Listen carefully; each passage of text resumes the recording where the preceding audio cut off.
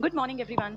सभी लोग ठीक ठाक होंगे और पढ़ाई कर रहे होंगे। एक लंबी क्लास हुई है तुम लोगों की अभी भी मैथमेटिक्स की, 8:30 से 10 बजे तक लगातार तुम लोग पढ़ रहे थे। 5 मिनट का गैप दिया गया ताकि थोड़ा सा तुम्हारी आंखों को भी आराम मिले और थोड़ा दिमाग भी कूल फील करने लगे, क्योंकि लगातार पढ़ना पॉसिबल नहीं होता। आज एक बहुत इंपॉर्टेंट इंटरेस्टिंग एग्जाम के पॉइंट ऑफ व्यू से बहुत जरूरी टॉपिक लेकर मैं आपके सामने हूँ। और अब तक जितना हमने इतिहास पढ़ा है उसमें तुम लोगों को 4 टॉपिक मैंने क्लियर करा दिए। सबसे पहले हमने हड़प्पा सभ्यता पढ़ी थी, फिर हमने वैदिक काल पढ़ा था, इसके बाद हमने महाजनपद पढ़े थे और बीच में बौद्ध क्या कुछ था, जीवन काल, जीवन परिचय, कैसे शाखाओं में विभाजन, कैसे हीनयान, महायान, फिर वज्रयान, फिर क्या कमियां जिसके कारण वो सब बंद हो गया, ये सब हमने पढ़ लिया। ये सब सीक्वेंस में जैसे पढ़ाया है ऐसे ही इंडिया के आसपास चला था।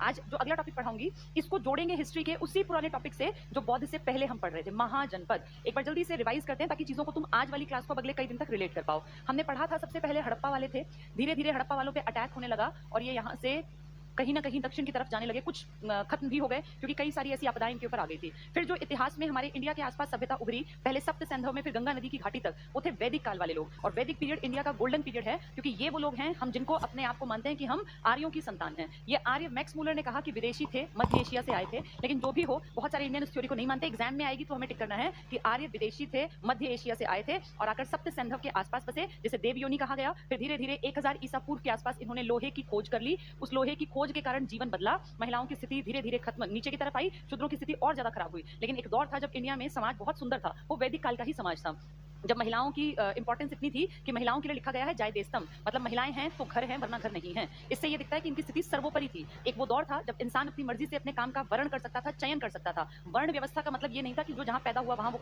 उस नाम से जाना जाए, बल्कि ये था कि आप जिस व्यवसाय का चयन करेंगे आप उसी व्यवसाय से जुड़े हुए माने जाएंगे। वेदों में ऐसा भी लिखा है कि एक ही घर में आटा पीसने वाली औरत भी थी, वहीं पे एक ब्राह्मण भी था, वहीं क्षत्रिय भी था। यानी अपनी मर्जी से हर इंसान पर्सनल डिसीजन के साथ अपने काम का चयन करता था और उसी चयन के बिहाफ पर वो या तो शूद्र कहलाता था। शूद्र कोई बुरी बात नहीं थी, सेवा करने वाले शूद्र थे। लेकिन जैसे ही लोहा आया, आने वाले कुछ वर्षों में बिल्कुल व्यवस्था बदली और राजा भी स्ट्रिक्ट होने लगे। फिर वो अपना वर्चस्व स्थापित करने के चक्कर में राजा का बेटा ही राजा बनने लग गया, ब्राह्मण का बेटा ही ब्राह्मण के काम करने लग गया, वैश्य के बेटे ने ही व्यापार करना स्टार्ट कर दिया। परेशानी आई शूद्रों को क्योंकि उनके बच्चों के लिए आगे सब रास्ते बंद कर दिए गए। ऐसे ही महिलाओं को भी घर तक सीमित कर दिया गया, जहां पहले वो सभा समितियों की मेंबर्स हुआ करती थी, लेकिन अब धीरे धीरे धीरे उन्हें कहा कि औरतों को जरूरत नहीं है ना सभाओं में जाने की, ना डिबेट करने की, ना डिस्कशन करने की, वो घर पर ही रहें। तो धीरे धीरे समाज बदला, समाज में कुरीतियां भी पनपने लगी।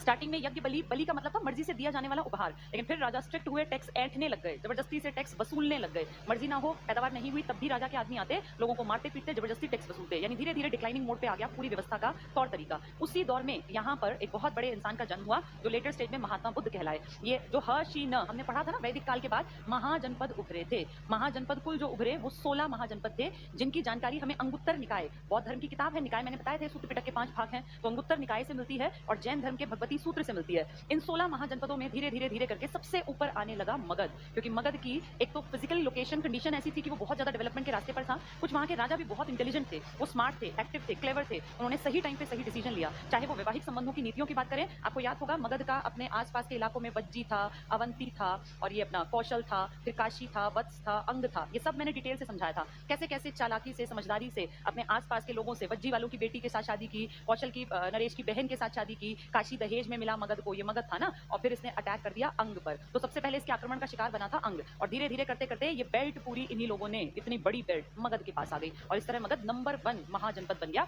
सबसे शक्तिशाली, और बाकी सारे महाजनपद कहीं ना कहीं इसी से प्रभावित होने लग गए। इस मगध में 3 वंश देखने को मिले थे, ह शी न। वैसे एक बृहद्रथ वंश भी है, उसमें पुराणों में लिखा गया है, लेकिन उसकी ऑथेंटिसिटी हमें कंफर्म नहीं है, इसलिए किताबें उसके बारे में नहीं मानती, क्योंकि पुराणों को कहा जाता है, हो सकता है पुराने थोड़ा बहुत एक्स्ट्रा बढ़ा चढ़ा के लिख दी गई हो, ऐसा माना जाता है। तो ह का मतलब था हरियंक वंश, जो कि अपने पिता का मर्डर करते थे, तो पितृहंता वंश था हरियंक वंश। 3 बड़े राजाओं में इसमें नाम आएगा, बिंबिसार का, अजातशत्रु का और उदयन का। सबने अपने पिताओं की हत्या की तो पितृहंता वंश बन गया। राजधानी राजगृह थी, बाद में पाटलिपुत्र प्लानिंग की थी, लेकिन बनाई थी उदयन ने। ऐसे ही शिशुनाग नाम का एक आदमी था जो पहले गवर्नर था, अमात्य था, उसने मर्डर कर दिया था लास्ट जो इनका वंशज था उसका, और नाग राशद जिसका नाम था। फिर शिशुनाग ने अपना वंश चलाया, उसका बेटा हुआ काला अशोक, जिसके टाइम में बहुत महासंगीति भी हुई। फिर उनका भी वंश खत्म हुआ और तीसरा वंश आया नंद वंश, जिसमें महापद्म नंद, मैंने तुम्हें बताया था महापद्म नंद, ये बहुत प्रतापी राजा था और कहते हैं इसकी सेना थी पद्म की। पद्म एक संख्या है मैथमेटिक्स में पुराने टाइम में, तो पद्म की सेना के कारण इसका नाम पड़ा महापद्म नंदन। ये इतना बड़ा आदमी था कि इसके बारे में बहुत लेटर स्टेज में कलिंग के राजा ने, खारवेल एक राजा था, उसने पत्थर पे लिखवाया, वो चेदी वंश का था, कि ऐसे ऐसे हमारे इलाके में महापद्म नंदन ने आक्रमण किया और हमारी यहाँ पे एक नहर बनवाई, तमसूली नहर। वो किसी भी नहर का पहला लिखित वर्णन था और उसके बाद लिखवाया कि वो हमारी जैन धर्म की मूर्ति उठाकर ले गया जिनसेन की, जिसको मैं वापस लाया। तो अपनी बड़ाई गाने के लिए बहुत बाद में जाके खारवेल नाम के राजा ने, जो चेदी वंश का है, उसमें इसका भी नाम लिखा। इससे ये पता चलता है कि ये बड़ा आदमी रहा होगा। इनके टाइम में बहुत पढ़े लिखे आदमी हुए, इनका नाम था पाणिनि। इन्होंने संस्कृत व्याकरण की पहली किताब लिखी। अब तक व्याकरण के ऊपर कोई किताब नहीं थी, क्योंकि अब तक तो लोग घूमते फिरते जंगल में रहा करते थे ना, अब किताबें लिखी जा रही हैं। तो पाणिनि ऋषि हुए हैं, बहुत ज्ञाता आदमी थे। इन्होंने पहली किताब लिखी है संस्कृत व्याकरण की, नाम दिया अष्टाध्यायी। 8 अध्याय थे, 8 चैप्टर थे संस्कृत की व्याकरण के ऊपर। तो अष्टाध्यायी नाम की किताब पाणिनि ऋषि ने लिखी है। किसके समय काल में? महापद्मनंदन। महापद्मनंदन का बेटा, अब देखो ये महाजनपद के बाद का काल पढ़ रहे हैं हम। अब जो आज पढ़ाऊंगी उसकी शुरुआत है, ध्यान से समझना, ये पुराना था सारा। महापद्मनंदन का बेटा होता है जिसका नाम है धनानंद। कहीं कहीं इसको घनानंद भी लिखा है। ये घनानंद और धनानंद एक ही आदमी है। आज की स्टोरी यहाँ से जुड़ी हुई है। धनानंद नाम का जो आदमी था ना, इसको इतनी प्रॉपर्टी मिली, पूरा बड़ा इलाका, ढेरों पैसा, किसी चीज की कोई कमी नहीं, बहुत बड़ी सेना। भाई जिसके पिताजी के पास ही पद्म की सेना थी, तो वो तो ये लगा लो कि पुश्तैनी अमीर था, पुश्तैनी ताकतवर था, पुश्तैनी नामी गिरामी राजा था। ये धनानंद लायक नहीं था, पर पुश्तैनी इतना कुछ इसके पास था कि अगर इसका लायक नहीं है तब भी इसके वंश बैठ के खा सकते थे। तो एक बहुत बड़ी सेना, एक बहुत बड़ा एरिया का मालिक था ये। इसके पास ढेरों प्रॉपर्टी थी, बहुत टैक्स आता था। इस कारण धनानंद लगातार अमीर पे अमीर, अमीर पे अमीर बनता जा रहा था। धनानंद राज कहाँ कर रहा है? इंडिया के बड़े हिस्से पर, जिसका नाम है मगध। अब मगध का मतलब अकेला मगध नहीं है, अब मगध का मतलब है वज्जी भी, अब मगध का मतलब है कौशल भी, और ये अपना काशी भी, और ये आसपास की पूरी बेल्ट, यानी इंडिया का एक बड़ा राजा। लेकिन पूरा इंडिया भी इसके पास नहीं है, मध्य भाग का बड़ा राजा है धनानंद। धनानंद के टाइम में एक विदेशी लड़का, जिसकी कहानी मैंने आपको बहुत डिटेल से बताई थी, जो एक बहुत छोटी सी सेना लेके एक बहुत बड़े राजा से लड़ने के लिए मैदान पे उतर आया था। महज 20 साल का वो लड़का, अगर आपको याद आ रहा हो, सिकंदर नाम था, अलेक्जेंडर द ग्रेट। गोगय बेला के युद्ध में अपनी सेना से 40 गुना बड़ी सेना को हराने वाला, जिसने विश्व विजय का सपना देखा, जिसके गुरु भी महान थे एरिस्टोटल या अरस्तु। और 10 साल लगातार युद्ध करते करते करते वो लड़का बढ़ते बढ़ते इंडिया के पास पहुंच गया। जब वो इंडिया की तरफ आ रहा था ना सिकंदर, तो उस टाइम में एक टीचर थे, बहुत बड़े गुरु, जिनका नाम बहुत इज्जत के साथ लिया जाता है, चाणक्य। चाणक्य कहाँ थे?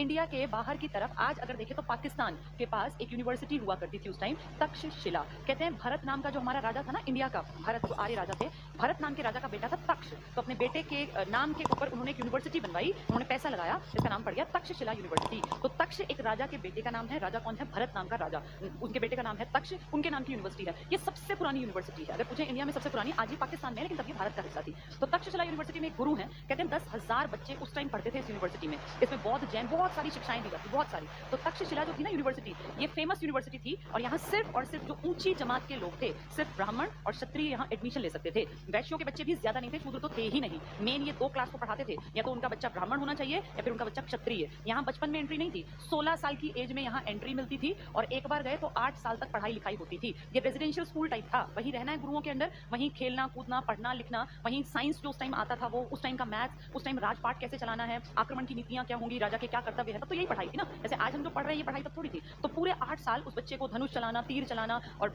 किस तरह से प्लानिंग करनी है, कोई प्रॉब्लम आ जाए तो राजा के क्या कर्तव्य, सब सिखाया जाता था। सिर्फ 2 मेन लीड इसमें थी, ब्राह्मण और क्षत्रिय, बाकी कोई यहाँ नहीं पढ़ता था। 10,000 बच्चे, बेहतरीन टीचर्स, और उन्हीं टीचर्स में एक बहुत बड़ा गुरु थे चाणक्य। चाणक्य का नाम चाणक्य क्यों है जानते हो? इनके पिताजी का नाम था चणक, इनके पिता थे जिनका नाम था चणक, इस कारण इनका नाम पड़ा चाणक्य। इनके बचपन का नाम था अजय, अजय नाम था इनका, अजय, अजय भी लिखा हुआ है किसी किसी किताब में, जिसको जीता ना जा सके। और बचपन में ही इनको विष्णुगुप्त नाम से भी जाना जाता था, विष्णुगुप्त। और बाद में ये बहुत कुटिल नीतियां यूज करने लग गए थे, बाय हुक और क्रूक, किसी भी तरह से अपने काम को निकालने वाली। जब ये प्रशासन संभालने लगे तो इनको इसलिए कौटिल्य भी कहा जाता है। देखो कितने सारे नाम है एक आदमी के। पिता का नाम चणक था तो चाणक्य कहलाए, बचपन का नाम था अजय, बचपन में ही विष्णुगुप्त, मूल नाम था अजय जो रखा गया था, लेकिन बचपन में फेमस हुए विष्णुगुप्त नाम से, कुटिल नीतियां बनाते थे इसलिए कौटिल्य कहलाए। इनको बहुत ज्यादा बड़ा ब्राह्मण माना जाता है, यानी बहुत बड़े ज्ञाता थे ये, और इनको भारत का मैकियावेली भी कह देते हैं। मैकियावेली ना एक आदमी का नाम है, विदेश में था ये मैकियावेली। इसने यूरोप की तरफ ये बिलोंग करते थे। एक किताब लिखी थी द प्रिंस, ये फेमस किताब है इनकी, ये हमें पता होनी चाहिए बातें। भारत का मैकियावेली क्यों कहलाए? क्योंकि मैकियावेली नाम के एक बहुत बड़े राजनीतिक चिंतक था ये सोचते थे, किताबें लिखते थे।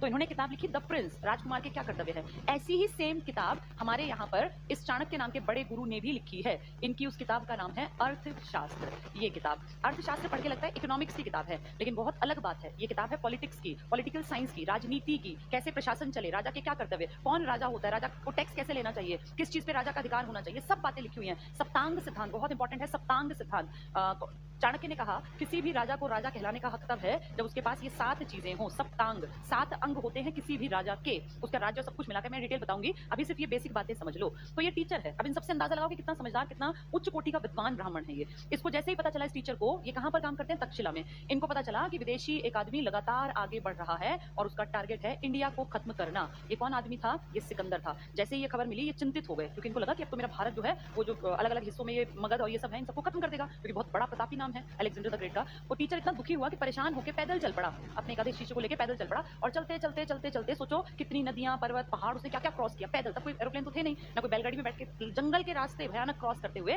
पैदल पैदल चलते चलते फाइनली वो पहुंच जाते हैं मगध। और मगध में उस टाइम राजा कौन है, धनानंद। मगध के राजा धनानंद के दरबार में जाते हैं। तो कहते हैं मैं ऐसे ऐसे यूनिवर्सिटी से आया हूँ, तक्षशिला से, मुझे धनानंद से मिलना है, बहुत जरूरी काम है। धनानंद कहते हैं नशे में चूर था, 2-3 दिन तो नशे में ही पड़ा रहा, इसे सुना ही नहीं, इस तक खबर गई, कोई होश ही नहीं। 2-3 दिन तक वो गुरु, वो टीचर वहीं रहे कि भाई कब मिलेगा कब मिलेगा। उनका तो एक मिनट कीमती था ना, लेकिन राजा को होश ही नहीं है। 2-3 दिन बाद जब शराब का नशा उतरा तो इन्होंने बुलाया कि भाई बुलाओ कौन आया है। तो चाणक्य जो थे, अभी वो नशा पूरी तरह उतरा भी नहीं था। चाणक्य बेचारे गुरु हैं, अपना नक्शा पूरा बना के लाए हुए हैं इंडिया का, कि कैसे कैसे वो अटैक करेगा, हम कैसे उसको जवाब दे सकते हैं, हम कहाँ किस नदी पे जाके अपनी सेना को खड़ी कर दें ताकि सिकंदर जो है वो भगा दिया जाए। तो ये सब प्लान करके वो अपना पूरा नक्शा मैप बना के लाया पूरा इंडिया का। अब धनानंद को दिखा रहा है। धनानंद जैसे राजा सिंहासन में बैठा हुआ है, वो गुरु जो है सिंहासन के सामने ना सीढ़ियां हैं। मान लो यहाँ पे कोई सिंहासन है, इसके सामने ऐसे सीढ़ियां थी, सीढ़ियों पे चढ़ के राजा तक पहुंचा जाता था। तो वो राजा बैठा हुआ था धनानंद के पास। जैसे ही वो पहुंचे चाणक्य, तो उनका एक पैर ऊपर था और एक पैर नीचे की सीढ़ी पर, मतलब प्रॉपर एक पोजीशन में नहीं थे। तो जैसे वो मैप खोल के समझा रहे हैं, अब धनानंद तो नशे में डूबा हुआ आदमी, इसको क्या मतलब, भोग विलासिता टाइप का आदमी था। तो इसको इतना गुस्सा आया कि ये मेरा जो सिर सुबह सुबह खराब कर रहा है, मुझे क्या करना है, मैं इतना बड़ा राजा हूं, मुझे क्या जरूरत है, सिकंदर आए चाहे कोई आए, जब आएगा तो मैं अपने आप देख लूंगा। वो इरिटेशन कहीं ना कहीं उस टीचर के ऊपर निकली और कहते हैं ये नक्शा उसने छीना इस धनानंद ने हाथ से चाणक्य के, और एकदम छीन के फाड़ दिया और फाड़ के फेंक दिया और बोला ले तेरा अखंड भारत, मैंने टुकड़े टुकड़े कर दिया। और फिर इससे भी जब उसका पेट नहीं भरा तो उसने चाणक्य जैसे बड़े ब्राह्मण को, कहते हैं कि एक इतनी तेज लात मारी कि ये गुरु नीचे सीढ़ियों से लुढ़कते हुए गिर गए। जैसे उस टाइम में ब्राह्मण जाति का अपमान सबसे बड़ा अपराध माना जाता था, और ये तो गुरु भी थे। तो इससे अंदाजा लगाओ कि धनानंद कितना मूर्ख व्यक्ति रहा होगा, बिना बात का राजा बना हुआ था। जैसे इनको वो एकदम से अनएक्सपेक्टेड था ना, ब्राह्मण को लोग बराबरी का स्थान देकर अपने से ऊपर मानते थे, बैठाते थे, और उसने ऐसी हरकत की। तो एकदम से जैसे वो गिरे, उनको था ही नहीं कि ऐसा कर भी सकता है। कहते हैं उन सीढ़ियों से लुढ़कते हुए जो ये अपने बाल बांध के रखते थे ब्राह्मण, उस टाइम एक चोटी रखते थे ना, वो केश खुल गए। तो केश खुलने के बाद जैसे उनको अचंभा हुआ कि कोई ऐसा इतना मूर्ख राजा कैसे हो सकता है, जो उसके इतनी अच्छी बातें बता रहा हूँ कि प्लानिंग कैसे करनी है, क्या करना है, और इसको उनकी कद्र नहीं है, ये मुझे जो है इस तरह बेइज्जत कर रहा है। तो धनानंद को इन्होंने जैसे 2-3 बातें कही, धनानंद और गुस्से में आ गया। अपने इनको जो नौकर चाकर थे ना, इनको बोला पकड़ो इसको मार दो। तो अमात्य जो था इसका सेनापति, उसने कहा नहीं गलत हो जाएगा, और जनता को अगर पता चल गया कि आपने ब्राह्मण की ऐसे बेइज्जती की है तो जनता जो है हमसे विमुख हो जाएगी। तो वो चाणक्य वहां से चल पड़े, लेकिन चलते हुए प्रतिज्ञा ली कि मैं तेरा समूल नाश करूंगा और कुछ सालों में देखना तेरा जो अस्तित्व है वो मिट्टी में मिला दूंगा। ये प्रतिज्ञा भर के वो अपने बाल खुले ही छोड़ दिए, बांधे नहीं। ये प्रतिज्ञा ली कि ये केश उस दिन बांधूंगा जिस दिन धनानंद का समूल नष्ट कर दूंगा, इसका पूरा खानदान। और वहां से ये गुस्से में भर के, चाणक्य भी ब्राह्मण थे, उच्च कोटि के विद्वान थे, उनको भी गुस्सा आया, लेकिन वो गुस्सा निकालने का भी टाइम नहीं था। वो समझदार थे, गुस्सा टाइम पे निकालेंगे। गुस्से में भरे हुए वापसी की यात्रा पकड़ ली, चल पड़े। चलते चलते रास्ते में एक कहीं जगह रुके, वहां ना कुछ 14-15 साल के बच्चे खेल बना रहे थे अपना। तो बैठ गए, जैसे भाई गुस्सा था, भूख भी लगी हुई थी, बैठ गए थोड़ी देर आराम करने के लिए, जंगल के बीच में थे। तो वहां वो जो 10-12 बच्चों का ग्रुप खेल रहा था ना, उसमें से एक राजा बन के एक्टिंग कर रहा था। तो वो राजा की तरह बैठा हुआ था पत्थर पे, बाकी जो उसकी प्रजा और उसके मंत्री बने हुए थे। तो एक आदमी उनमें से कहता है कि राजन, दूसरे को पकड़ के लाया बच्चा कि राजन देखो इसने देशद्रोह किया है, अब इसको क्या सजा दी जाए। तो वो जो राजा बनने की एक्टिंग कर रहा था वो लड़का बोला देशद्रोह तो सबसे बड़ा अपराध है और इसको सजाए मौत मिलनी चाहिए। तो जैसे ही ये चाणक्य ने सुना, चाणक्य एकदम से कान खड़े हुए कि ये इतने छोटे छोटे बच्चों में इतना समझदार कौन है, इसको इतना पता है कि देशद्रोह की सजा सजाए मौत होनी चाहिए। भाई जो देश का नहीं हुआ वो उसको तो जिंदा रहने का क्या अधिकार है। और फाइनली उनके मन में आया कि ये लड़का जो है ना, ये इस लायक है कि ये मेरा सपना पूरा करे। और चंद्रगुप्त मौर्य का जो ये गुरु है चाणक्य, यहीं से चंद्रगुप्त मौर्य इन्होंने अपने साथ ले लिए थे। चंद्रगुप्त मौर्य का इतिहास बता दूं। चंद्रगुप्त मौर्य जो है ना, ऐसा कहते हैं कि इनकी माँ थी जिनका नाम था मूरा, माँ के कारण ये मौर्य बने हैं। पिताजी के बारे में कंफर्म हिस्ट्री में कहीं कुछ लिखा नहीं है, लेकिन ऐसा अंदाजा है कि इनके पिताजी शायद क्षत्रिय थे, शायद लगा रही हूँ मैं, कंफर्म कहीं नहीं है, क्षत्रिय थे। और एक राजा था ना महापद्म नंदन, अभी मैंने बताया धनानंद के पिताजी, उन्होंने अपने नाम के आगे एक उपाधि धारण की थी, सर्व क्षत्रो संहारक, सब क्षत्रियों का नाश करने वाला। उसने अपने आप को यह कहा था मैं सब क्षत्रियों को जान से मार दूंगा। तो क्षत्रियों का नाश करने वाले उस महापद्म नंद ने शायद इनके पिताजी जो कि क्षत्रिय थे उनका भी मर्डर करवा दिया। और इनकी माँ डर गई इस बात से कि कहीं मेरे बेटे को भी ना मरवा दे। छोटे से इस बच्चे को लेके ये माँ अपने भाई के घर आ गई, मतलब चंद्रगुप्त के मामा के घर। तो मामा और माँ इन दोनों ने मिलकर इसको पाल पोस के बड़ा किया। और कहते हैं ये छिप गए थे जंगलों में जाके और इन्होंने मोर पालना स्टार्ट कर दिया। उस टाइम मोर पालन का काम शूद्र जाति के लोग करते थे, आम आदमी मोर नहीं पालता था। तो मोर पालने से लोगों को ऐसा आभास हुआ कि शायद ये शूद्र है, तो शूद्रों को कोई मारेगा नहीं। अब ये पता चल गया क्षत्रिय है तो कोई जाके बता देगा, फिर वो मार सकता है ना। तो इन्होंने अपना पेशा बदल लिया, अपना रहन सहन खान पान सब कुछ बदल लिया ताकि इसकी मौत का कारण ना बन जाए। किसकी मौत की बात हो रही है? चंद्रगुप्त, इसको बचाने के लिए। तो इसको बचाने के चक्कर में माँ और मामा दोनों ने अपना प्रोफेशन, अपना रहन सहन सब कुछ बदल दिया। कहते हैं यहीं जंगल में जब इनको मिला ये मगध के ही जंगल में, तो वहां से इनको कुछ पैसे देके पिताजी को, मामा को, पिताजी तो थे नहीं, मामा को और माँ को, और बोला यहाँ ये लड़का देखो बर्बाद होगा, मैं इसको बहुत बड़ा राजा बना दूंगा, और कुछ पैसे दिए और इनको जंगल में से लेके चल पड़े। उस टाइम इनकी उम्र लगभग 15-16 की थी। तो यहाँ से चलते चलते अपना टारगेट बना लिया चाणक्य ने कि मुझे ये लड़का तैयार करना है भारत का राजा बनाने के लिए, और किससे बदला लेना है? धनानंद से, क्योंकि वो नालायक राजा है, वो इस लायक नहीं है कि वो भारत पे राज करे या मगध का राजा कहलाए। तो अब लेकिन ट्रेनिंग स्टार्ट हो गई, टाइम पीरियड पूरा लगेगा। 16 साल में एंट्री थी ना उस तक्षशिला में, और सिर्फ 2 ही लोगों को एंट्री मिल सकती थी जो किसको बिलोंग करते हो, या तो राजा के बेटे हो, क्षत्रिय हो, या ब्राह्मण के बच्चे हो। तो यहाँ जाके जब एडमिशन के फॉर्म, जैसे उस टाइम जो भी रहा होगा एडमिशन फॉर्म टाइप या एंट्री पे, तो पूछा गया, तो बताया इन्होंने कि मैं लाया हूँ इसको और ये एक क्षत्रिय का बेटा है। अब असलियत नहीं पता कि ये शूद्र का बेटा था, वैश्य का था, या क्षत्रिय का, या ब्राह्मण का, बस लेकिन एडमिशन दिलाना टारगेट बना लिया। चाणक्य की बात को कोई मना तो कर ही नहीं सकता था, जब इतने बड़े गुरु कह रहे हैं कि क्षत्रिय का बेटा है तो क्षत्रिय का ही बेटा मान लिया गया और इसको एंट्री मिल गई। तक्षशिला यूनिवर्सिटी में 16 साल एज लिखवा दी। 8 साल की पढ़ाई थी, यानी 24 साल की उम्र हो गई। एक जवान तैयार लड़का अब चाणक्य के पास है, जो चाणक्य को अपना पूरी तरह से गुरु मानता है। जिसने ये मान लिया कि गुरु ने कह दिया तो मरना है, गुरु ने कह दिया तो जीना है। इन 8 सालों में चाणक्य ने कोई कसर नहीं छोड़ी चंद्रगुप्त मौर्य को ताकतवर बनाने में, समझदार बनाने में, दिन रात काम किया। ऐसे ही थोड़ी बच्चे लायक बन जाते हैं। पूरा अपना पूरा फोकस, पूरा टारगेट चंद्रगुप्त मौर्य को तैयार करने में कर दिया। और उसके बाद एक छोटी छोटी गलतियां भी इंसान करता है। देखो ऐसा नहीं कि बिना गलती के कोई सीख जाता है। चंद्रगुप्त मौर्य जब 24 साल का हो गया, शिक्षा पूरी हो गई, एक छोटी सी सेना बनाई। अब ये तक्षशिला के आसपास ही तो है, यानी पाकिस्तान के एरिया में एक छोटी सी सेना। कितनी सेना सुनो? 5000 की सेना।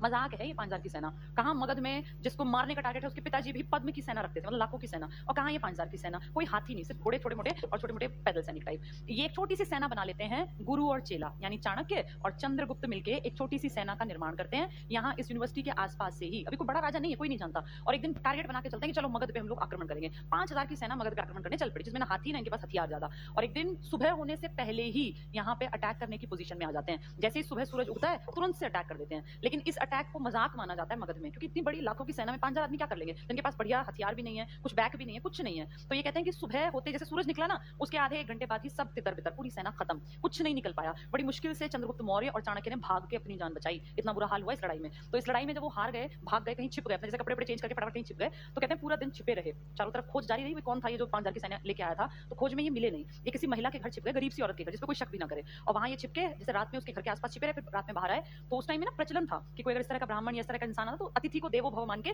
खाना खिलाया, कितना भी गरीब वो खाने की व्यवस्था करेगा। तो महिला जो थी उस दिन उसने खिचड़ी बनाई हुई थी। ये फेमस कहानी है, सुनी भी होगी बहुत लोगों ने। गरीब महिला थी तो उसने खिचड़ी बनाई थी, और खिचड़ी बना के जैसे ही उसने अपने पोते के सामने दी, चाणक्य और चंद्रगुप्त मौर्य भी, उसको नहीं पता ये चाणक्य और चंद्रगुप्त मौर्य हैं, वो तो वैसी नॉर्मल महिला है, काफी बूढ़ी सी थी। अपने पोते की जैसे ही उसमें उस टाइम पत्तल वगैरह पे खाते थे रखी, तो पोता छोटा था, तुरंत एकदम डालते ही भूखा था, बीच में से खिचड़ी उठा ली, और जैसे ही उठाई तो एकदम से उंगलियां जल गई, रोया, बच्चा था छोटा। तो उस बुढ़िया ने कहा तूने वही गलती कर दी ना चाणक्य और चंद्रगुप्त मौर्य वाली, ये मूर्खता का तूने परिचय दिया। तो चाणक्य और चंद्रगुप्त मौर्य बात सुन रहे थे, उनको अचंभा हुआ कि हमने ऐसी कौन सी गलती की जो हमें नहीं पता, हम इतने पढ़े लिखे गया था, इस बुढ़िया को पता है। तो उन्होंने पूछा क्या गलती कर दी चाणक्य ने? अब उस महिला को नहीं पता, चाणक्य ही ये पूछ रहा है। बोले चाणक्य ने कितनी बड़ी गलती की कि अपने उस लड़के को लेके और सीधे राजधानी पे अटैक कर दिया।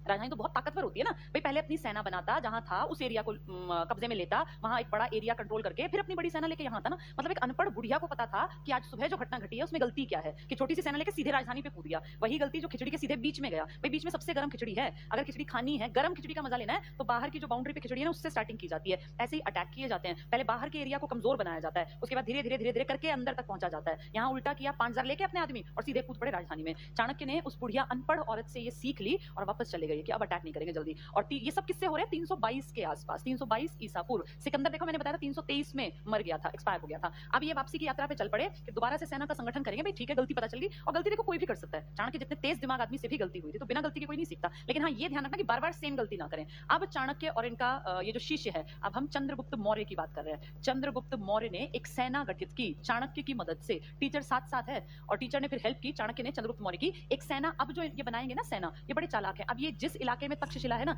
इसके आसपास सेना का निर्माण करेंगे। इन्होंने पंजाब के एरिया पे अटैक किया। ये पंजाब सेल्यूकस निकेटर, आपको याद है सेल्यूकस निकेटर कौन था? ये जो सिकंदर आया था ना उसका सेनापति था। सिकंदर तो चला गया, मर गया था बेबीलोन में। सेल्यूकस निकेटर अभी भी इस इलाके पे राज चल रहा था, टैक्स लेता था, तो एक तरह से उसके अंडर था।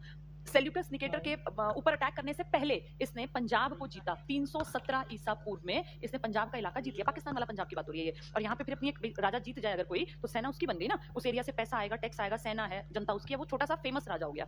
317 के बाद अब ये पंजाब के इलाके का राजा कहलाने लग गया। 315 आया, 315 2 साल बाद। अब 2 साल बाद इसने कहते हैं, कहीं कहीं लिखा है एक राजा था परवर्तक, कहीं कहीं लिखा है ये परवर्तक ही पोरस था। तुम्हें अगर पोरस याद हो, सिकंदर और पोरस का युद्ध हुआ था झेलम नदी के तट पे, बताया था मैंने ये। तो पोरस ने कहते हैं मदद की अब चंद्रगुप्त मौर्य की, और 315 ईसा पूर्व में ये अपनी सेना और पोरस की सेना को लेकर यहाँ पे आया अटैक करने मगध पर। और अब इसका ये प्लान्ड अटैक था, जिस कारण 315 ईसा पूर्व में धनानंद मारा गया। जो पहले गलती की थी ना, अब वो गलती नहीं किया, प्लानिंग के साथ काम किया और बड़ी सेना लेके कूच किया, बहुत प्लान तरीके से अटैक किया और 315 ईसा पूर्व में धनानंद की मृत्यु हो गई। इतना बड़ा राजा मर गया। प्रॉपर्टी थोड़ी मरती है राजा के साथ, जनता तो वहीं रहती है, साधन भी वहीं रहते हैं। अब इन साधनों पर, इस जनता पर, इस सेना पर किसका राज चलेगा? चंद्रगुप्त मौर्य का। एग्जाम में आ जाए, धनानंद कब मारा गया? 315 ईसा पूर्व में। ये राज कर रहा है 322 से, लेकिन धनानंद को इसने खत्म किया है 315 ईसा पूर्व में। अब इसने धीरे धीरे करके अपना सब चीजें बढ़ाता जा रहा है। इसने पाटलिपुत्र में अपना पूरा बड़ा महल बना लिया। इसका जो महल था ना, वो लिखित में है, इसको समझ लेना, क्योंकि ये किताबों में समझ में नहीं आता। ये देखो, ये मान लो पाटलिपुत्र है, एक शहर बसाया था, इसको पोलीब्रोथा कहा गया है। जो किताब लिखी ना इंडिका, इंडिया के ऊपर जो किताब लिखी मेगास्थनीज ने इंडिका, उसमें पाटलिपुत्र का नाम है पोलीब्रोथा। तो देखो क्या हुआ, ये मान लो पाटलिपुत्र था, इसको मान लेते हैं इसकी राजधानी है मेन पाटलिपुत्र, जिसको आज आप पटना कहते हैं। राजधानी में किला है, पूरा बड़ा किला बना रखा है। इस किले को ना ईंटों से नहीं बना, ध्यान से सुनना, ये किला लकड़ी से बना है। मैं याद है हड़प्पा वाले जितने घर थे वो सब ईंटों से बने थे, कच्ची ईंटें, पक्की ईंटें, मैंने डिटेल पूरा समझाया था। अब ईंट नहीं है, अब जो राजमहल बना ना बहुत बड़ा, ये बना है लकड़ी से, यानी है काम करने के तरीके में। यहाँ पे राजा रहता है, बहुत बड़ी प्रजा, उसको बहुत सारे लोग रहते हैं, अंदर बाजार के बाजार चलते हैं। इसकी सेफ्टी, इस पे अटैक ना हो, इसके चारों तरफ एक कहते हैं ये 16 किलोमीटर ऐसे था और 5 किलोमीटर ऐसे फैला हुआ था। तो सोचो 16 किलोमीटर कितना होता है, इतना बड़ा शहर, वो पूरे का पूरा इसकी राजधानी है और वो किले के अंदर है, लकड़ी से बनाया हुआ किला। अब इसके चारों तरफ कोई अटैक करेगा ना, क्योंकि अमीर है ये लोग, तो इसके चारों तरफ ना एक खाई खोद दी गई। खाई समझते हो ना, मिट्टी निकाल के खूब गहरी, कहते हैं 30 हाथ गहरी थी वो। तो एक हाथ को सोच लो 30 हाथ गहरी, तो कोई भी आएगा अटैक करने तो कैसे क्रॉस करेगा? 30 हाथ गहरी में तो आदमी डूब ही जाएगा। तो वो गहरी खाई बना दी। ये बहुत 185 मीटर कहते हैं ये चौड़ी थी।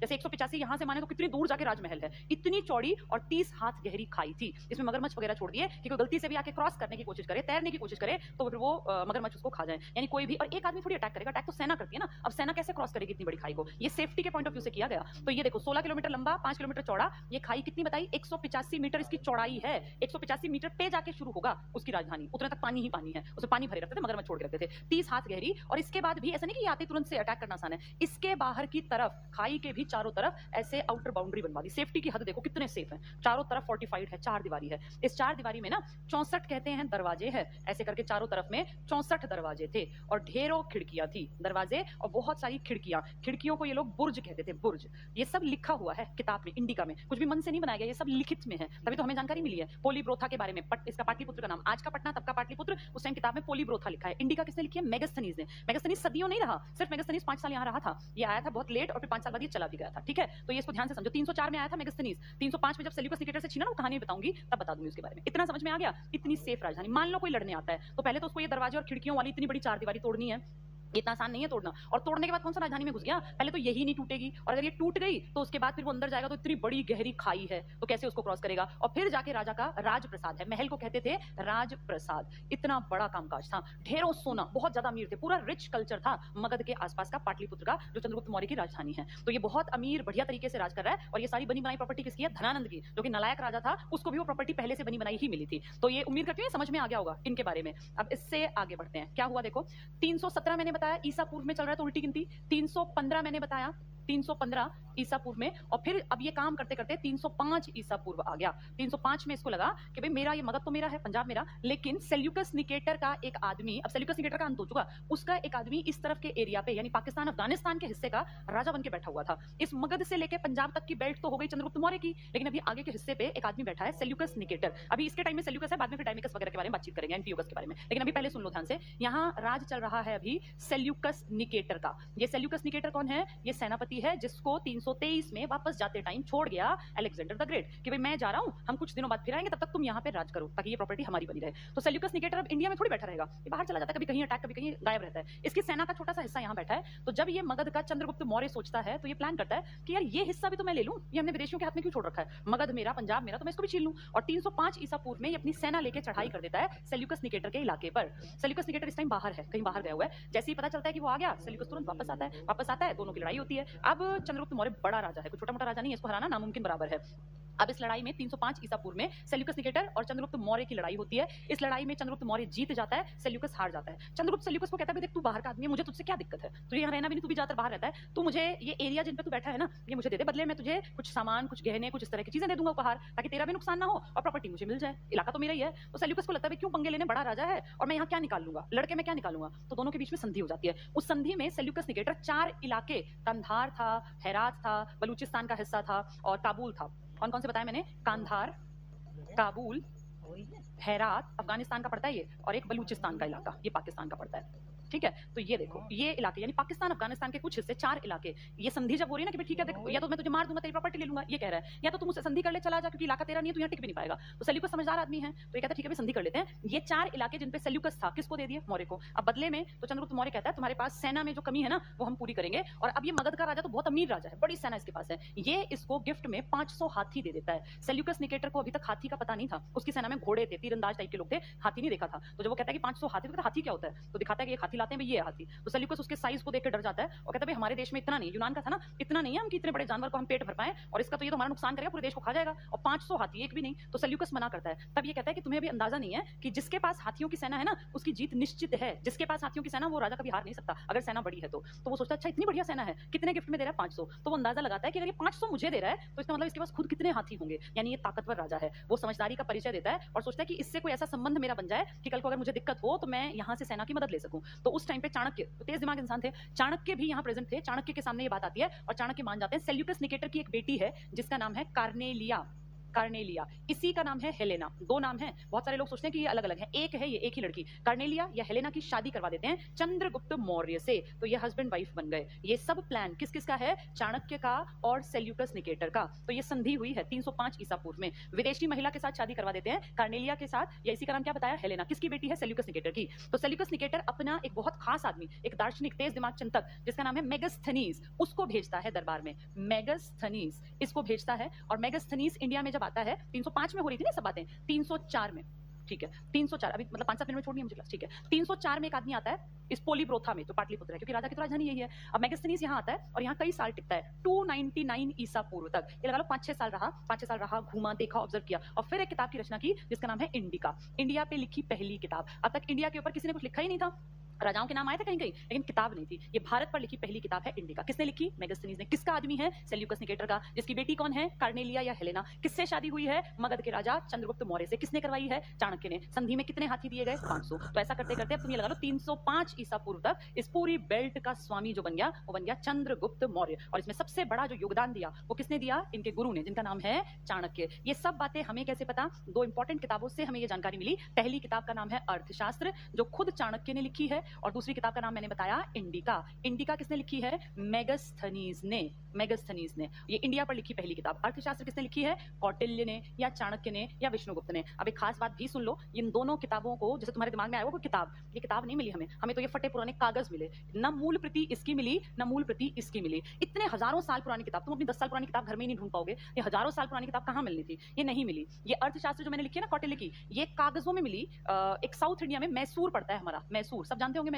मैसूर की एक लाइब्रेरी में कोई संस्कृत का स्कॉलर था, वो बहुत बड़ा विद्वान संस्कृत का, कई 100 साल, ये लगा लीजिए 1905 की बात कर रही हूं मैं, यानी लगभग 100 प्लस साल, 115 साल पहले, 1905 में अंग्रेजों के टाइम में संस्कृत का कोई स्कॉलर मैसूर की लाइब्रेरी में काम करता था। तो ऐसे ही लाइब्रेरी में ढूंढते ढूंढते ऐसे ढेर पड़े होते थे। अंग्रेजों को क्या मतलब हमारी किताबें संभालने से, वो तो जला देंगे ना, उनको क्या फर्क पड़ता है हमारी चीजें रहे या ना रहे। तो ऐसे कहीं बहुत बड़े ढेर में ढूंढते ढूंढते ढूंढते कुछ पन्ने हाथ में आए ओरिजिनल। तो इनको लगा यार ये कुछ अच्छी चीज लिखी हुई है, संस्कृत में ही तो थी ये। तो उन्होंने पढ़ा 2-4 पन्ने, फिर इनको लगा ये तो किसी मतलब ऐसा लग रहा है किसी चीज की जानकारी देते पन्ने हैं। फिर उन ढेर में से कहीं 2-4 पन्ने और 2-4 और ऐसे करके जब वो ढूंढे, कई महीने तक वो उस काम में लगे रहे कि 4-4 पन्ने कहां से 2-2 पन्ने निकालूं, और फाइनली जाके एक किताब के रूप में उन्होंने वो इकट्ठी कर ली। और फिर जब पढ़ के देखा तो देखा ये तो जानकारी जो दे रही है वो जानकारी है जो अर्थशास्त्र में हुआ करती थी। अर्थशास्त्र नाम की किताब गायब हो गई थी 12वीं शताब्दी में, और उसको फिर जाके इकट्ठा किया, वापस से रीडिस्कवर किया एक संस्कृत स्कॉलर ने, जो मैसूर के म्यूजियम में कहीं लिखा है, लाइब्रेरी में काम करते थे। और इस तरह वापस हमारे सामने आई दोबारा से अर्थशास्त्र। ओरिजिनल अर्थशास्त्र नहीं मिली थी, वो पन्नों के रूप में कहीं कहीं से मिली थी। ठीक है, ये जिस आदमी की मैं बात कर रही हूँ ना, ये कौन से संग्रहालय, कौन सी लाइब्रेरी में था? मैसूर में। तो ये इंपॉर्टेंट है, ये बात बहुत लोग नहीं जानते हैं। ऐसे ही इंडिका है मेगस्थनीज की, ओरिजिनल कॉपी मिली ही नहीं। फिर कैसे इकट्ठी हुई? कहीं कहीं से कागज इकट्ठे किए विदेशी लोगों की जानकारी के हिसाब से, स्ट्रैबो, जस्टिन, प्लिनी,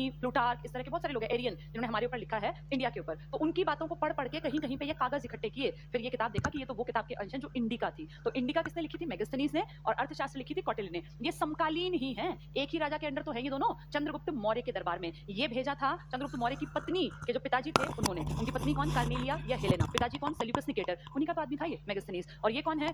चंद्रगुप्त के जो है गुरु, उनकी लिखी किताब है। तो उम्मीद करती हूँ ये बेसिक सी बातें तुम्हारी समझ में आ गई होंगी। आज हमने चाणक्य के बारे में जाना और चंद्रगुप्त मौर्य की स्टार्टिंग हमने पढ़ ली। अब कल हम क्लास में पढ़ेंगे, आज क्लास थोड़ी छोटी रखेंगे क्योंकि बाकी टीचर्स की भी क्लासेस वरना लेट हो जाएंगी। कल हम पढ़ेंगे कैसे चंद्रगुप्त ने काम किया, कैसे उसने पूरा इंडिया अपने नाम किया, फिर कैसे उनका बेटा आया बिंदुसार, कैसे बिंदुसार ने अपनी प्रॉपर्टी अपने इसके ऊपर काम किया, और फिर कैसे महान सम्राट अशोक का टाइम पीरियड पूरा स्टार्ट हुआ। ठीक है। ठीक है, तो चलिए आज इतना ही पढ़ते हैं। आज मैंने कुछ भी जो मैंने बोर्ड पे पहले लिखा था 2-3 चीजें, लेकिन वो भी दिखाई नहीं है। आज कहानियों में टाइम जो है वो हमने लगाया, क्योंकि ये समझ में आ गई ना कहानियां, तो फिर फैक्ट्स भी याद हो जाएंगे। तो अब कल मिलेंगे इसी टॉपिक को आगे बढ़ाते हुए। अब 1-2 दिन में मैं ना बौद्ध धर्म वाला जो टेस्ट भी है वो डलवा दूंगी। बौद्ध धर्म आपने तैयार कर लिया, 2-3 किताबें अगर आपके पास हो ना तो उनको भी पढ़ लेना, अपने नोट्स बार-बार पढ़ना, एक आधी किताब पढ़ना। अब बौद्ध धर्म का आज ट्यूसडे है, कल टेस्ट डलवा दूंगी बौद्ध धर्म का, तो जितने बच्चे उसको कर लेंगे उनको आइडिया हो जाएगा कि कितना वो सीख रहे हैं। और कोशिश किया करो जितना पढ़ा रही हूं सब तुम्हें आना चाहिए, इनमें पीछे रहोगे तो फिर दिक्कत में आ जाएगी बात। खूब पढ़ा करो, बार-बार पढ़ा करो, ठीक है। हर चीज सीखी जा सकती है, कुछ भी ऐसा नहीं है जो इंसान सीख नहीं सकता। ये सारी पढ़ाई लोगों ने ही तो बनाई है ना, और देख के ही समाज से बनाई है। ये किसी ने अपने घर से थोड़ी बनाया, ये हुआ था सोसाइटी में। बार-बार पढ़ो तुम्हें भी याद हो जाएगा। मुझे भी तो ऐसे ही याद हुआ, स्टार्टिंग में मुझे भी लगता था कैसे पता नहीं समझ में आएगा। अब सब चीजें आ गई, तुम्हें भी आ जाएंगी। बस बार-बार पढ़ना पड़ेगा, थोड़ी सी